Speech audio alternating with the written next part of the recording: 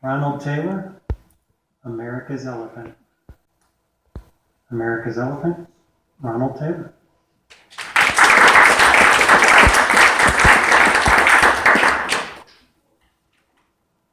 There's an elephant in this room.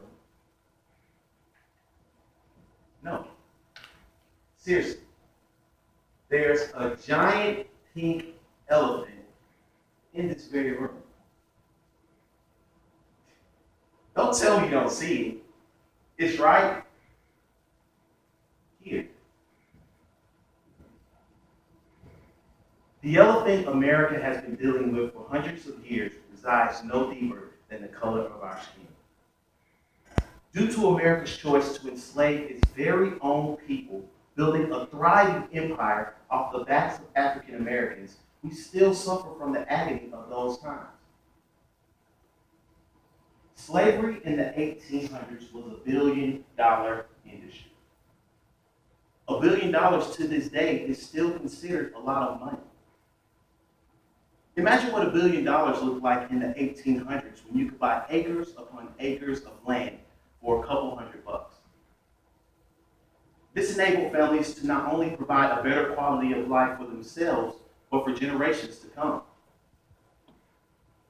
As a matter of fact, there are still families who reap the benefits from those times. Have we made progress? Yes. We've abolished slavery here in the United States. We've desegregated both schools and public establishments.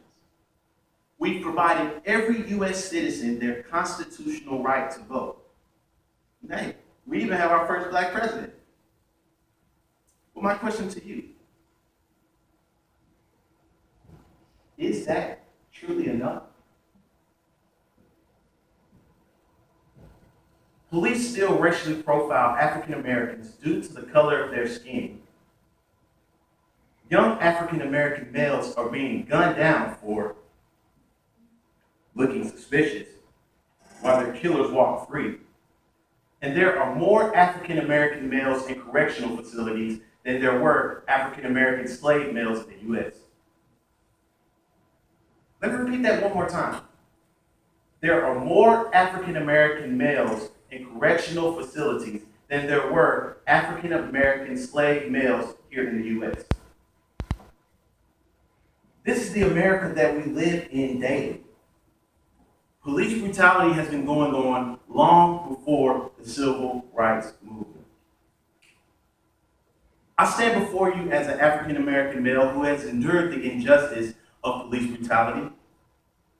But more importantly, I stand before you as an African American male who in less than 2 weeks will birth a beautiful African American boy. And you know what? I'm worried. I'm worried that my son will have to endure the same obstacles I have simply because his skin color is darker than the status quo. I'm worried that I will have to sit my son down, look him in the eyes, and tell him, son, as a black man in America, you're going to have to be conscientious of your surroundings and how you conduct yourself. Even though the police are here to protect and serve, not all uphold that standard. And they will treat you as if you're guilty, even though you've done nothing wrong. So it is vital that you give them no excuse to say that you're guilty. I must be honest with him about these situations, because Daddy will not always be there to hold his hand, and I will not always be there to protect him. And I definitely do not want to receive a call at 3 a.m. asking me to come and identify my son's body. America is supposed to be a place of equal opportunity and where justice is served, yet my reality and the reality of my ancestors says differently. Dr. King lost his life fighting for the unjust treatment of African Americans here in the United States, and it's sad to say that 50 years later, in 2015, we are still fighting that same fight. W.B. Du Bois said, the problem of the 20th century will be the problem of the color line. And he couldn't be more correct. If we truly want to overcome these issues, then we must talk about these issues in open dialogue, because this is not a black issue or a white issue, but this is an American issue, and America must address these issues together. The Eric Garner situation in New York City was very heartbreaking, especially when the police verdict was released. But in the midst of all this misery, there was a gleam of hope. Here you had Americans from all across the country, regardless of age, race, or creed, stand together to fight this unjust treatment. Because they understood that skin color was exactly that, skin color. And that an injustice anywhere is an injustice everywhere. This is the America that we need at the forefront of our nation. Not one that separates its people by the color of their skin and the demographics of their neighborhood. Because I'm here to tell you, the good and the bad come in all shades of color and in every tax bracket. And if we truly want to internalize Dr. King's message when he said to not judge a person by the color of their skin, but by the content of their character,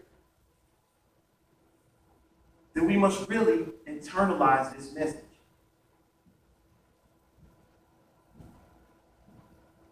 When we leave today, we all have a choice.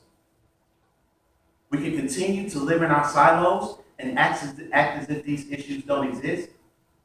That is, until another incident happens, similar to the one that just happened in Wisconsin. Or we can stand together and fight these racial barriers in order to unite this great nation. But before you make your decision, I want you all to remember a pledge that you made to America. It's a pledge that we recite at the beginning of every Toastmasters meeting. And it ends like this: one nation, under God, indivisible, with liberty